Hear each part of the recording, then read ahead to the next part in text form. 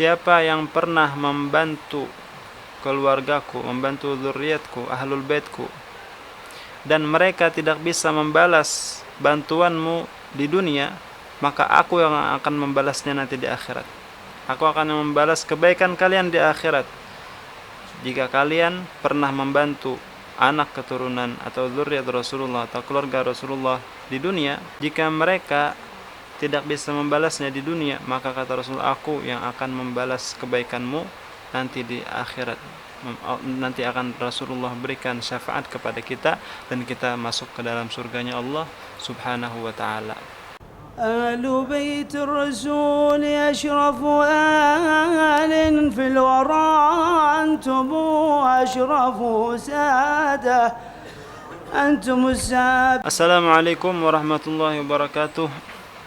Nabi kita Muhammad sallallahu alaihi wasallam, beliau sudah berjuang dengan jiwa raga, harta dan pikiran beliau untuk kita semua, untuk melaksanakan perintah Allah Subhanahu wa taala, menyebarkan agama yang Allah perintahkan beliau untuk menyampaikan kepada kita, dan untuk menerangi hidup kita dari kegelapannya perbuatan zalim, perbuatan mungkar, perbuatan jahat dan akhlak-akhlak yang buruk. Semua itu beliau terangi kepada kita dengan ajaran yang baik, dengan ajaran yang penuh cinta, dengan ajaran yang dihiasi dengan akhlakul karimah, akhlak yang mulia, sehingga kehidupan manusia di dunia ini menjadi kehidupan yang terang, aman, damai, tentram, makmur, sejahtera. Semua itu karena berkat dan jasa Rasulullah sallallahu alaihi wasallam yang telah mengajarkan kita, membuka mata kita, apa itu kebaikan, apa itu keburukan, mana yang hak, mana yang batil. Kita diperintahkan untuk mengikuti akal, bukan hawa nafsu.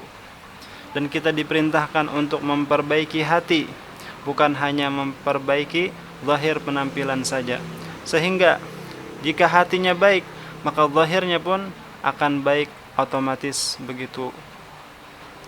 Maka begitu banyak usaha yang Nabi lakukan untuk kita, dan begitu banyak gangguan, cobaan, siksaan, bahaya yang menimpa beliau atas perjuangan beliau. Semua itu beliau rela mendapatkannya karena kita.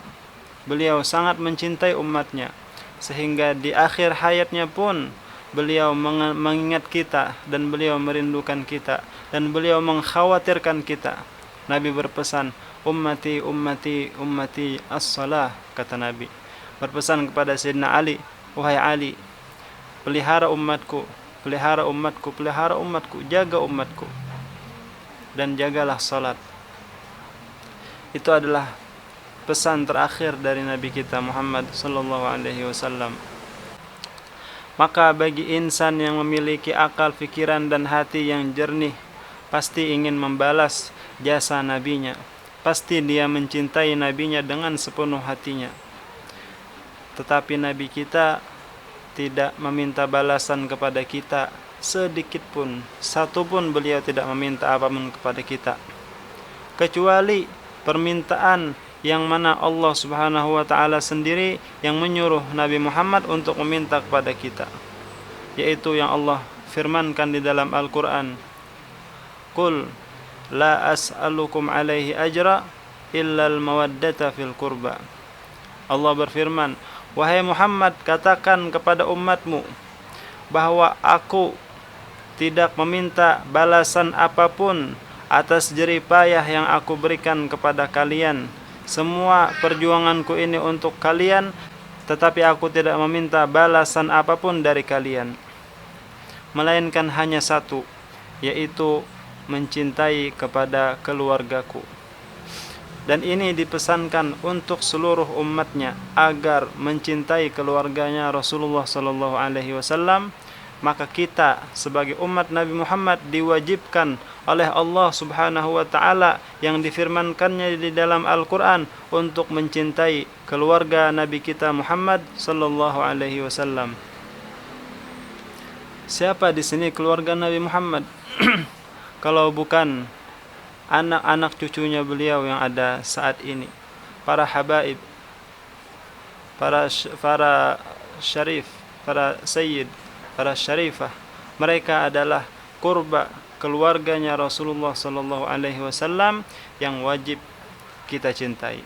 Dan jika yang bertanya atau tidak mempercayai bahwasanya Rasulullah itu memiliki anak keturunan, katanya anak laki-laki Nabi semuanya pada wafat, dan keturunan Nabi saat ini, para sayyid, para habaib, para syaraif, para syarifah, mereka berasal dari keturunannya Sayyidina Ali dengan istrinya yaitu Fatimah Az-Zahra, putrinya Rasulullah sallallahu alaihi wasallam. Bukannya nasab itu hanya melalui jalur laki-laki, bukan dari perempuan. Memang bagi manusia umumnya nasab hanya melalui jalur laki-laki, tetapi khusus bagi Rasulullah sallallahu alaihi wasallam Allah berikan beliau kemuliaan, dan kemuliaan beliau menjalar kepada anaknya laki-laki maupun perempuan, sehingga keturunan dari anaknya perempuan pun nasabnya, kemuliaannya menjalar kepada Rasulullah sallallahu alaihi wasallam. Seperti pada umumnya raja-raja jika memiliki putri, maka anak dari putrinya tersebut juga dinisbahkan kepada raja. Ini adalah keturunan Raja Fulan, ini adalah keturunan Raja Fulan. Padahal melalui anak perempuan itu adalah raja. Kenapa seperti itu? Kenapa anak dari anak perempuannya dinisbahkan kepada keturunan raja tersebut, dibilang ini adalah keturunan raja, padahal anak dari jalur perempuan? Kenapa? Karena raja tersebut memiliki kemuliaan lebih daripada ayah dari cucunya tadi. Maka bagaimana Rasulullah sallallahu alaihi wasallam yang memiliki segala kemuliaan di atas kemuliaan manusia, maka lebih diutamakan lagi seluruh keturunan beliau melalui jalur Sayyidah Fatimah Az-Zahra adalah keturunan beliau, dinisbahkan bahwa mereka adalah keturunannya Rasulullah sallallahu alaihi wasallam. Itu adalah dalil adat kebiasaan para raja-raja, keturunan putri mereka pun dinisbahkan kepada mereka. Maka Nabi Muhammad pun adalah orang yang paling mulia, walaupun anak dari putri beliau juga dinisbahkan kepada beliau. Itu hukum urf ya, hukum adat. Tapi ada juga hukum dalil, hukum nagli, hukum dalil dari hadis Rasulullah sallallahu alaihi wasallam dan dari Al-Qur'an. Dari hadis Rasulullah pernah berkata kepada cucu beliau Sayyidina Hasan, kata Nabi bilang, "Inna bni hadza sayyidun." Sesungguhnya anakku ini, yaitu Al-Hasan, beliau bilang anakku ini, jadi diakui sebagai anak. Anakku ini kelak akan menjadi pemimpin. Anakku ini, kan itu bukan anak beliau, cuman beliau katakan bahwa itu adalah anak beliau. Nah, artinya Sayyidina Hasan itu adalah nasabnya, keturunannya kepada Rasulullah sallallahu alaihi wasallam melalui ibunya Fatimah Az-Zahra. Dan yang di dalam Al-Qur'an disebutkan pada ayat mubahalah itu, "Faman hajjaka fihi min ba'di ma ja'aka minal ilmi faqul ta'alu nad'u abna'ana wa abna'akum wa nisa'ana wa nisa'akum wa anfusana wa anfusakum thumma nabtahil fanaj'al la'natallahi 'alal kadhibin." Ketika itu Rasulullah berdakwah dan berdiskusi, berdebat dengan Nasrani di Madinah. Rasulullah berdebat dengan Nasrani, dan Rasulullah menyampaikan bahwasanya Nabi Isa itu bukanlah Tuhan, melainkan beliau adalah Nabi sama seperti Nabi Muhammad SAW. Tetapi mereka mengatakan bahwa Nabi Isa itu adalah Tuhan, bukan hanya sekedar Nabi. Kata Nabi Muhammad, mari kita melakukan mubahalah, sumpah, bahwasanya siapa yang benar dan siapa yang salah bersumpah. Jika dia berdusta dalam ajarannya, dia mendapatkan laknat dari Allah Subhanahu wa taala.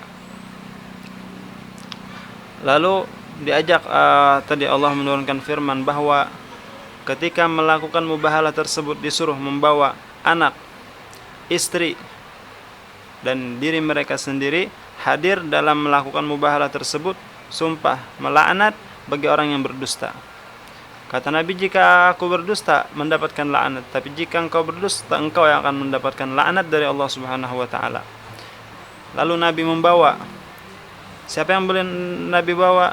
Kan Allah menyuruh, ta'alau nad'u abna'ana, anak, istri disuruh dibawa, anak dan istri. Siapa yang Nabi bawa?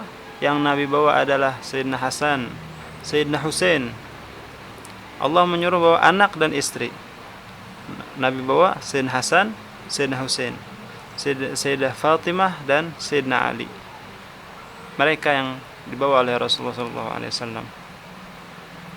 Lalu bertemulah dengan orang Nasrani tersebut, dan orang Nasrani tidak berani melakukan sumpah mubahalah. Lalu mereka meminta untuk berdamai, sehingga berdamailah para Nasrani dan membayar pajak hidup di negara Islam, tinggal di Madinatul Rasul sallallahu alaihi wasallam. Kata ulama, jika mereka berani melakukan sumpah mubahalah, maka niscaya pada waktu itu juga, seketika itu juga langsung Allah turunkan azab kepada mereka. Tapi mereka tidak melakukan itu. Nah, di sini kita lihat Rasulullah disuruh membawa anak, tapi yang Rasulullah bawa siapa? Sayyidina Hasan, Sayyidina Husain, Sayyidah Fatimah, Sayyidina Ali. Maka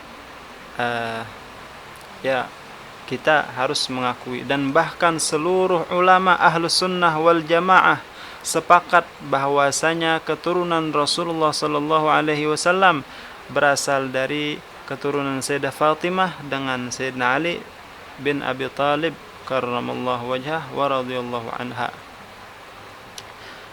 Sebagaimana yang dikatakan oleh Ibnul Qayyim, beliau berkata, al-muslimun, bukan hanya ulama, al-muslimun, ittafaqal muslimun, orang muslim sepakat, setuju bahwasanya anak-anaknya dari Sayyidah Fatimah itu adalah zuriatnya Rasulullah sallallahu alaihi wasallam, dan kita harus mencintai mereka sebagaimana yang disabdakan atau difirmankan oleh Allah Subhanahu wa taala di dalam ayat tadi. Allah berfirman, "Qul la as'alukum alaihi ajra illa al-mawaddata fil qurba." Dan kita harus membantu mereka sebisa mungkin. Jika mereka membutuhkan pertolongan dan kita bisa membantu, maka kita bantu mereka dengan harta maupun dengan tenaga ataupun pikiran. Karena siapa yang bisa membantu mereka, dia orang yang beruntung. Rasulullah SAW bersabda secara makna, saya tidak kurang hafal kalau secara bahasa Arabnya, secara maknanya pernah saya mendengar hadis begini, siapa yang pernah membantu keluargaku, membantu zuriatku, ahlul baitku, dan mereka tidak bisa membalas bantuanmu di dunia, maka aku yang akan membalasnya nanti di akhirat. Aku akan membalas kebaikan kalian di akhirat. Jika kalian pernah membantu anak keturunan atau zuriat Rasulullah atau keluarga Rasulullah di dunia, dan mereka tidak bisa membalasnya, tapi jika mereka balas, kita tidak dapat. Jika mereka tidak bisa membalasnya di dunia, maka kata Rasul, aku yang akan membalas kebaikanmu nanti di akhirat. Nanti akan Rasulullah berikan syafaat kepada kita dan kita masuk ke dalam surganya Allah Subhanahu wa ta'ala. Sungguh beruntung jika kita melakukan kebaikan kepada mereka. Yang beruntung siapa? Kita, karena mendapatkan balasan dari Rasulullah SAW nanti kelak di akhirat. Dan Rasulullah pun juga bersabda, ahibbullaha lima yaghdukum min ni'amih wa ahibbuni lihubbillah wa ahibbu ahla baiti lihubbi. Kata Rasulullah, cintailah Allah Subhanahu wa ta'ala karena beliau telah memberi nikmat yang sangat banyak kepada kalian. Allah beri kita mata sehingga kita bisa memandang, Allah beri tangan, lisan, bisa merasakan nikmatnya makanan dan lain sebagainya. Maka kita diwajibkan untuk mencintai Allah Subhanahu wa taala. Lalu yang kedua, kita diperintahkan untuk mencintai Nabi Muhammad karena mencintai Allah Subhanahu wa taala. Dan kita diperintahkan untuk mencintai ahlul baitnya Rasulullah sallallahu alaihi wasallam karena mencintai Rasulullahnya. Maka tidak sempurna cinta seseorang kepada Allah jika dia tidak mencintai Nabi Muhammad, dan tidak sempurna cinta seseorang kepada Nabi Muhammad jika dia tidak mencintai para keluarganya.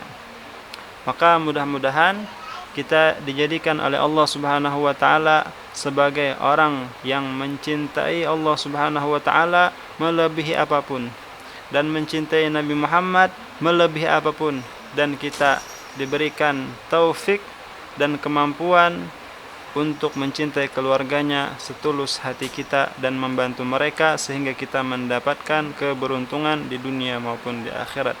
Dan masih banyak lagi keterangan tentang Ahlul Bait, dan Imam Suyuti memiliki kitab yang khusus, dalil-dalil yang menerangkan tentang kemuliaan Ahlul Bait. Kalau tidak salah nama kitabnya Ihya'ul Mayyit fi Fadli Ahlul Bait, begitu. Ihya'ul Mayyit menerangkan fadilah, keunggulan, keutamaan Ahlul Baitnya Rasulullah sallallahu alaihi wasallam. Mudah-mudahan bermanfaat. Salah khilaf mohon maaf. Wa sallallahu alaihi wasallam Muhammadin wa ala alihi wasallam. Walhamdulillahirabbil alamin. Wassalamualaikum warahmatullahi wabarakatuh.